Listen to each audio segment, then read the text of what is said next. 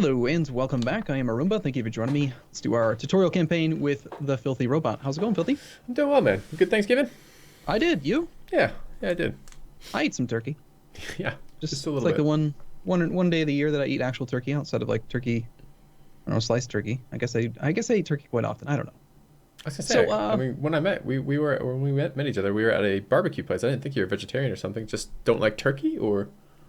No, I do. It's just, I don't know. It's just commenting on I think that the turkey industry exists solely for Thanksgiving for the most part. Seems like. I mean, I don't know. They make a lot of turkeys just for Thanksgiving. Yeah, yeah. So where did we leave off last? It's been like over a week since we played. We recorded ahead a bunch because we had holidays coming up. We actually have more holidays coming up with Christmas in a couple weeks, but Yep. Yes, we did. We had won some wars. We won against England. I think we were dealing with separatists right now, right? Yep, we At one stomped point the shit out of England, actually, if I remember correctly. Yeah, that's a better way of putting it, I think. Yeah. So we were raising maintenance, and then we recently lowered maintenance, I think, because we are. I don't know. We should just let like a month of time pass to get Sure. everything updated. We were and doing then- stuff with the Swedish independence. That's all I really recall. Yeah, and there they go asking us to support them again. I think we had just recently declined this as well. Yeah, we were gonna. Yeah. You wanted to decline and then Yeah. send them on our terms. Yeah, Okay. we'll send it when we're ready. We don't want them to declare thinking that we're going to support them when we're not ready. When are we ready? What are we waiting for? What determines us being ready for that? Well, go ahead and pull up the revolt risk map mode. That's actually something we haven't talked about yet because Yeah. we didn't have a lot of issues with it in the beginning of the game because we had no revolt risk. But if for you it should be the R key twice.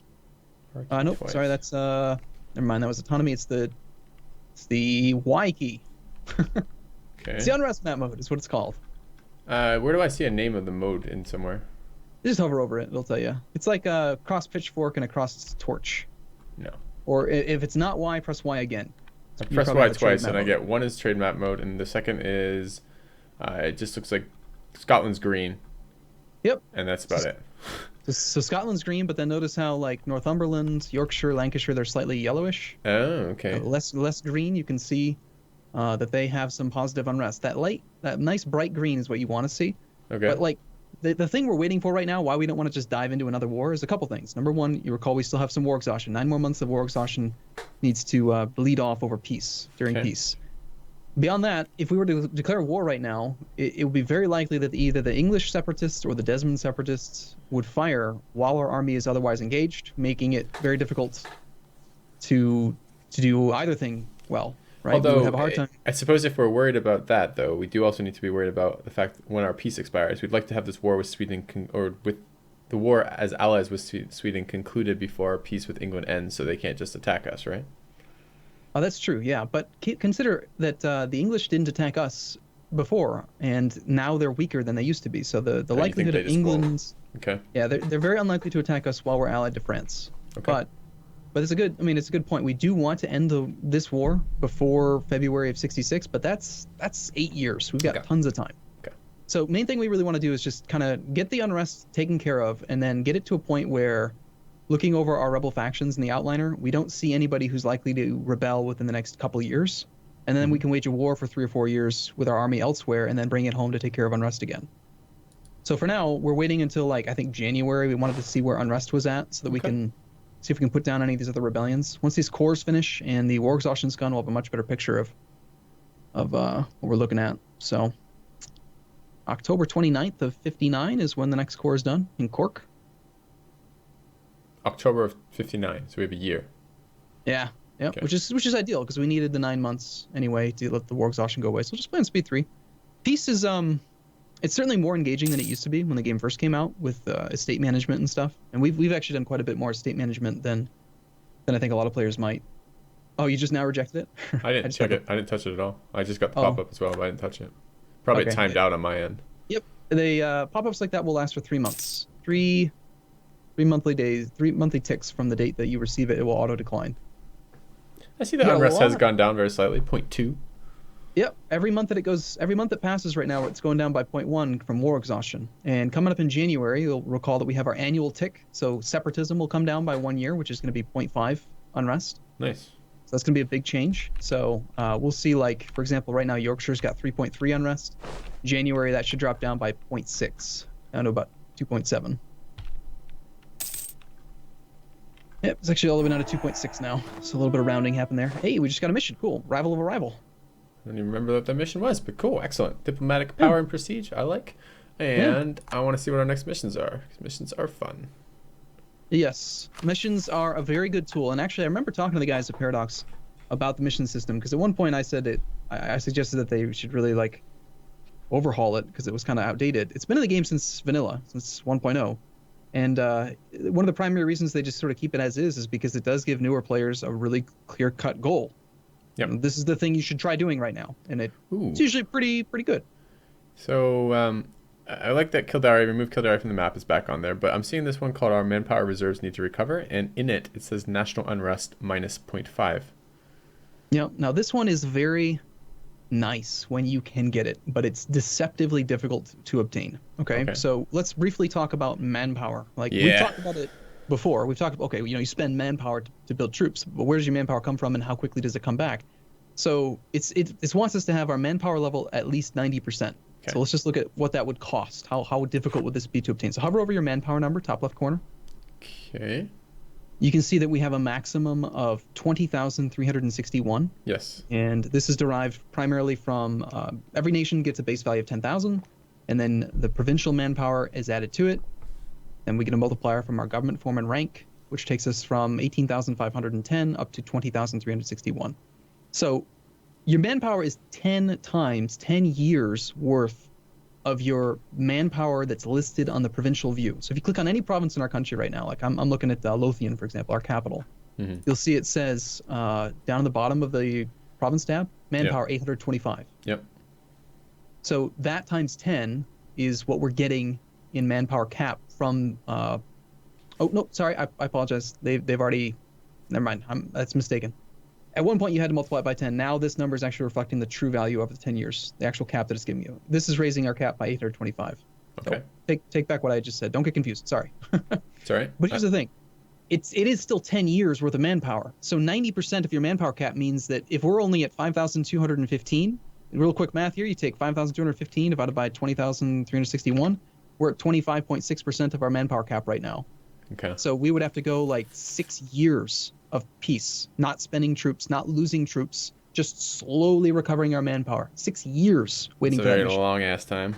That's a huge amount of time to invest into a singular mission. Yeah, that looks like so tempting with the unrest. It's a great one, and I hate to teach new players this, but I'm going to anyway. There's a really fun little exploit that you can do. This mission requires you to be below 50% of your manpower cap. That's the only criteria for it to show up. So if you have less than half your manpower cap, it's a very highly weighted mission that will show up in your mission list. Okay. What you can do is, for example, if you were to say click in Lothian and, I don't know, train up 5 infantry, suddenly we only have 215 manpower left. Okay. So if you're actually at your manpower cap and you would like to trigger that mission instantaneously, queue up like 20 troops in one province, take the mission, wait a day, then just right click on the outliner and cancel all the troops. You get all your money back, you get all your manpower back, you instantly satisfy the mission. Huh. So we could do that here? No, we would have to have we would already have to have the 90% manpower met. Ah. Okay. So what you're doing is you're tricking the game into thinking you have no manpower. Okay. So don't do that if you're a new player. No, really, wink, wink. Tutorial. Yeah. This is like, yeah. I think teaching a game is in part learning how the AI, the limitations of the AI and how to beat that. I think that's reasonable. Yeah. Oh yeah, I remember at one point we were talking briefly about Milan. Looks like I think Milan did get an error, by the way. And the way that we know that is just by hovering over the disputed succession thing. We had improved relations with them for a while because we were trying to get a royal marriage. Yeah, but did we not? I thought we did something with them. I remember clicking through some of their stuff. Yeah, we were trying to improve relations with them, but we couldn't get their opinion of us high enough, quickly enough, to actually accept the royal marriage. They're still neutral toward us is the issue. We manually set our attitude toward them to friendly. We were trying to make them like us. Yeah. We got their opinion raised, but it just wasn't enough. And now if you see, they've got a kid named Lodovico Maria Visconti, who's age 0. Age 0.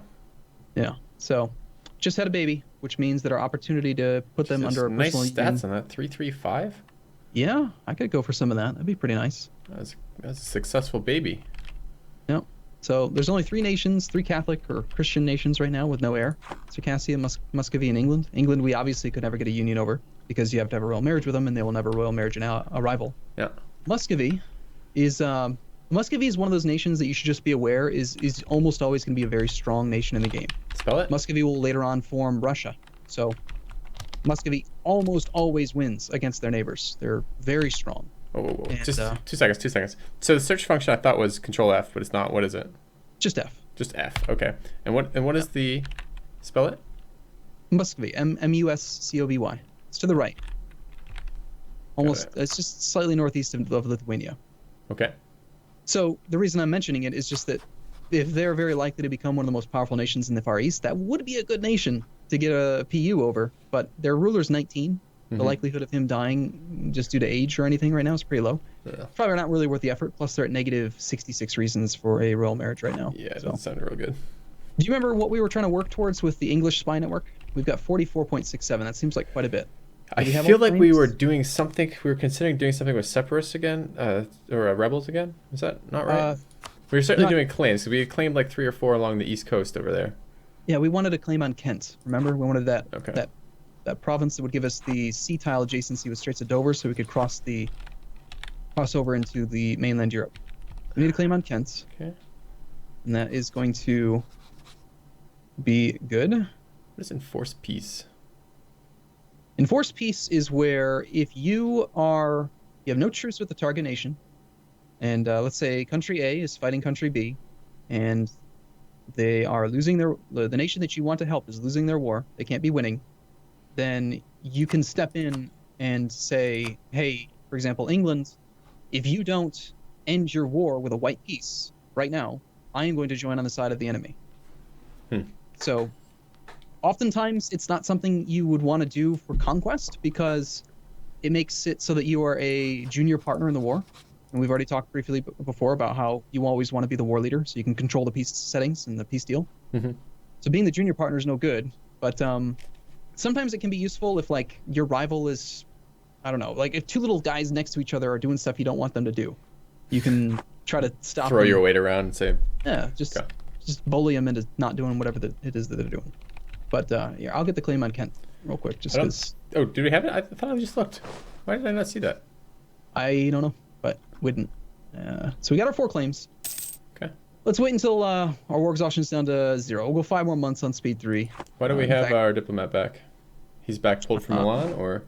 That was the one at Lithuania. We had to improve relations up to 100, and once he'd achieved that mission, there was really no purpose for that. So actually, as far as missions go, I think we should probably just go for this create a proper fleet mission right now. Okay. It's the most easily obtainable is the primary justification for that. We can't do the Kildare thing because I don't want to fight England right now.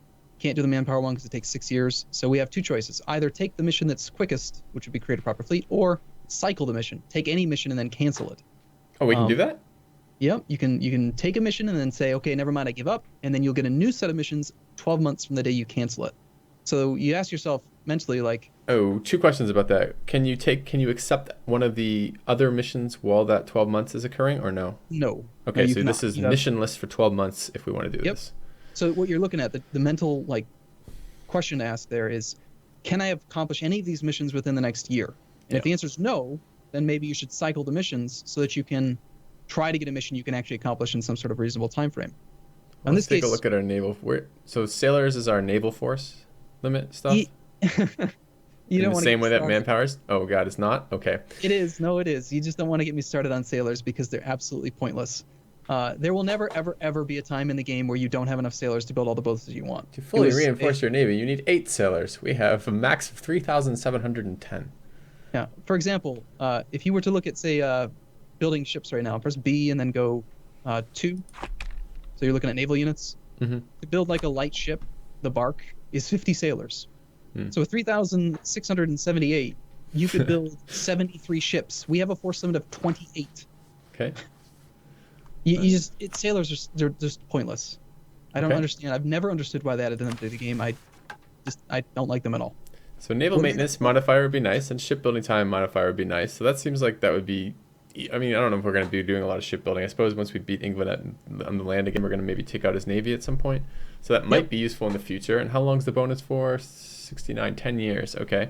So that's not too bad either. 10-year bonus. That might be timely in terms of England because we're going to war them again roughly after that, right? Yep. So and this one's easier to obtain. how do we need do it? 75. Yeah. So what does this mean? So the effect of the naval side must be 75% of the force limit. We were just talking about force limits a second ago. I was assuming it was going to be similar here, but I'm not sure I know how to. I'm still not sure I know how to calculate this in a way that makes any sense. So if I click on any of our areas, I can see manpower and supply limit, and I see sailors when I click on any of the provinces, but I don't see. Where do I see the force limit for? Oh, that's probably going to be in the military tab, right? You can see the global force limit there, but if you do want to see like what each individual province provides, it is in the province view. It's in the buildings tab. So just open out the buildings pop out, Okay. and then you'll see some values down in the bottom right corner where you'd see your state stuff like clergy. Yeah. And, Okay, and I right see down naval there. force limit, but this is per province. Yep. So it's telling you like this province is giving you 0.32 naval force limit, for example, and then you can hover over it and see why it is that number. If you want to know where it came from. Oh, I see naval force limit is 3.7 on our cap. Is that right? Am I looking at the same number? Oh, Okay, yeah, okay, yeah, okay. yeah. So the 0.2 It's is a much smaller good. something. You got 17 development there. It's got a coastal center of trade, which is one of those provincial modifiers we talked about a couple episodes back. Yep. Yeah, by default, you get 0.1 force limit per development. So 17 development equals 1.7. So, yep, obviously inland provinces, if they're not on the coast, they do not provide naval force limit. So there's our land. force limit of a whole. We have 10 of 28 right now for our naval, and that's the global. Yep. So Okay. we'll need to get 75%, which would be 21 ships. So do we wish, and 21 ships, I mean, that's fairly expensive. I mean, if we mothball them, they're half off. I mean, we're positive money right now, right? We need 21 ships total, and we already have 10. So we only have to build 11 ships to account. Yeah, no, I understand. Yeah. Oh, no, we want the ships anyway. They do pay for themselves. If you are building light ships and they are privateering or protecting trade, they pay for themselves. They earn you money over time. They don't cost you. Then I think we should do this mission. I think if that is something that's possible, we have resources right now. We don't have a ton of them, but we have resources. Right? Yeah, we were making money. We're making 3 ducats a month. We got to replace the ships that I so poorly sank. We could be closer to this goal had you not insisted on losing ships nonstop. But we did pay back all of our loans, and we have a little bit of money. So do it this way. This is to be the easiest method. Just go ahead and select the privateer fleet, the first fleet. Okay, let me grab that real quick. Got it. And then just go ahead and build up like 3 more barks. Queue them up from the actual navy itself. It'll pick 3 random provinces that are nearby and just get them going. And it'll add to this? That I actually don't like about this thing. So you'll notice down the outliner, it says we've got 2 new ships being built, Yorkshire and Northumberland. Yeah. Yorkshire's building 2 of those ships. Okay. And so it's decided that, okay, well, these are the ones that are the closest to the current navy, so I'll just have to do it there instead of building it in Lothian. Oh, you said they pay for themselves, though. Yeah, they do. But okay, so we don't want to. So we don't want to build 2 in the one province if they're paying for themselves anyways, because we want them to come out as efficiently as possible, not as, or rather, we want them to come out as rapidly as possible, not as close as possible. So you cancel one, you're going to set it up to a different location. Yep. So what I would have preferred is if we could have queued them all up via that interface you used, because that would be nice. They would automatically go. They are gonna the 2 that you did queue up will automatically have that mission. Is there any way that it calculated in travel time and said it's still faster to build 2 out of Yorkshire? Nope. Nope. Okay. Nope. Absolutely not. It doesn't do that. It goes based on distance from the fleet, and I don't know. It could be a lot smarter. It would be nice. There are buildings that you can build that will reduce shipbuilding time. So that was 3 of 11, right? That we need? Yes. Okay. So I mean, that's a fair chunk of change that we don't have yet. So we're gonna have to wait. We're gonna have to do something to get cash. Yep. Are you gonna suggest taking out a loan for this, or just kind of let it gradually tick over time? No. I would not. I would never take out a loan to build light ships. In general, a light ship, just rough math here, a light ship will usually pay for itself in about 6-7 years. Okay. Or so, and then after that, it's pure profit. Cool. But if you take out a loan to build the light ship, then you're immediately forking over 20% of the loan value in interest. Plus, you're raising your inflation, which I don't think we actually talked about. It's on the economy tab. I guess I want to go look. Can we extort any of our special groups for cash? We haven't. I don't know. Yeah. We're doing some stuff with them, but it'd be nice to get some money. Yes, in fact, we can. The burgers are specifically, it was one of the things that they're great for, is you can extort money from them. Oh, excellent. But before we do that, we want to get their influence higher. We've talked before about breakpoints, and if you can get their influence above 50%, they'll give you twice as much money from the contribution as if you have them at the current number. Oh my God, let's give them money. Let's give them land, I mean. Yeah, so we're waiting for cores is the issue. Remember, we didn't have enough territory to actually continuously grant it. We don't want to give them the primary territory that's got 0% autonomy, but as is there a map mode that shows me which of my provinces I have given to people and which I haven't? Yep. There's a couple ways to see it. In your case, you can press the P key or just go to the estates map mode if you don't have it found. Okay. Yep. Yeah, all the way over on that side of the keyboard. I know. Yeah. And if that's not correct, then press it again. I And see it's gonna be our one core of the stuff is keys. gray, and then some of it's pink and purple, and if I mouse over it, it says controlled by the burgers. Yeah, so this is probably correct, P. Yep. All Yep. right. There you go. So yeah, the pinkish color is gonna be the nobility. The yellow is your clergy, and then the Purple. purple-ish or whatever is Man, the burgers. so much of our ability to do anything is based on warring, it feels like. If we war enough, every time we war, we take money from them, and then we get land, which we can give to the estates, which we manipulate their influence and their, what's the other one, their loyalty. And then we extort that money out of them and other good things. So it feels like, man, expansion is nice for us, huh, in this game? Expansion is one of the best ways to get more value, more money. Yeah. There is a more passive style of play, which we haven't talked about at all, but we can just briefly cover it. We got to take a break in a moment, but if you go ahead and click on any province in our country, Sure. remember at the top of the province dialog, you can see the development in a province. Yeah. So, example, I'm looking at Lothian right now. We got 773, Sure. 7 base tax, 7 base production, 3 base manpower, and there's a little button next to each of those.